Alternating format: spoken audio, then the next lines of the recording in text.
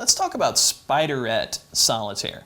Now, Spiderette, what it is it's like a hybrid of the typical solitaire game, Klondike, and the very difficult version of solitaire called Spider. So you've got the layout of Klondike, or what most people call solitaire, and you've got the rules of Spider. So the way that works is I deal out a Klondike solitaire board, and I'm going to do it from your perspective.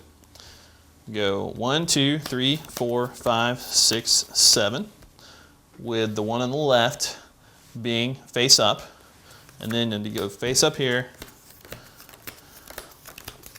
and fill out the board, also known as the tableau, until I have 7 piles, 1, 2, 3, 4, 5, 6, 7, and the card, each pile is progressively longer, and the card at the end of the pile is face up.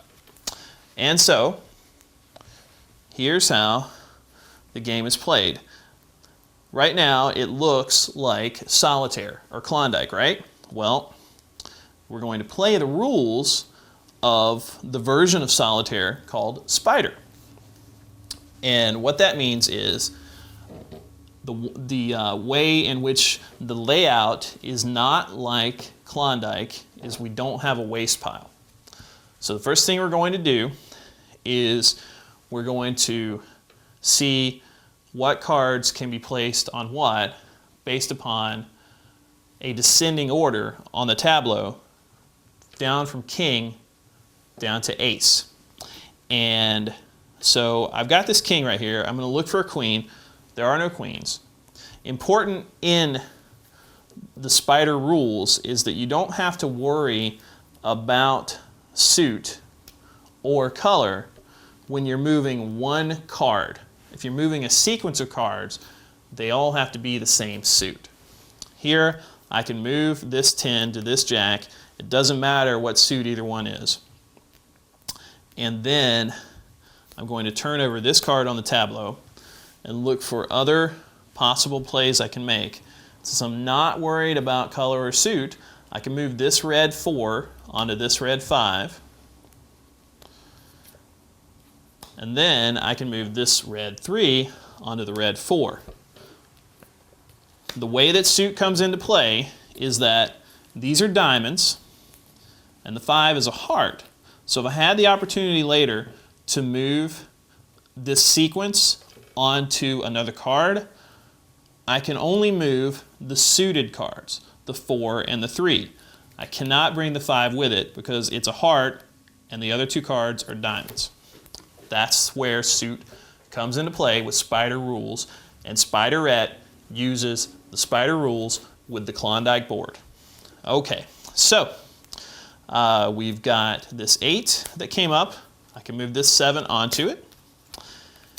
And now here's an ace, but I can't move the ace up to one of the 4 foundations. You know, like in Klondike, you have 4 foundations where you can place an ace. 1, 2, 3, 4. But this is Spider rules, so I can't move this up until I have a full sequence from king, queen, jack, on down to ace. So let's look around. Do we have any more plays? At this time we do not. Another difference is that instead of playing like this, you can play it like this. That would be more Klondike than it would be Spider. Or if you want to play true Spider rules, you go like this.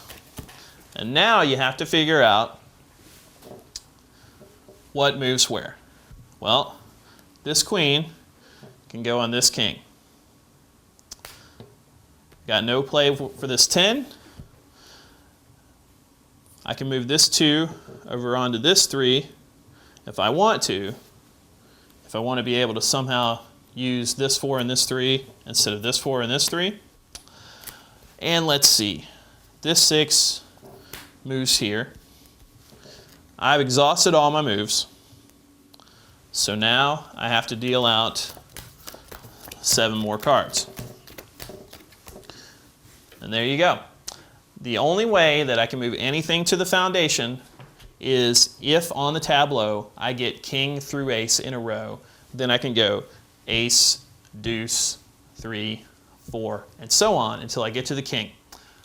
Like Spiderette is a difficult game to win. It's not quite as difficult as its namesake Spider, but if you want to make Spiderette easier, try playing it with 2 suits. So you would actually need 2 decks of cards, and you would want to take the hearts and the spades from each one. Or if you want to play with 1 suit, you would want to get 4 decks of cards and then take out the 1 suit that you want to play from each one. If you do that, the game will be immensely easier. And if you're just getting into solitaire, a lot more fun.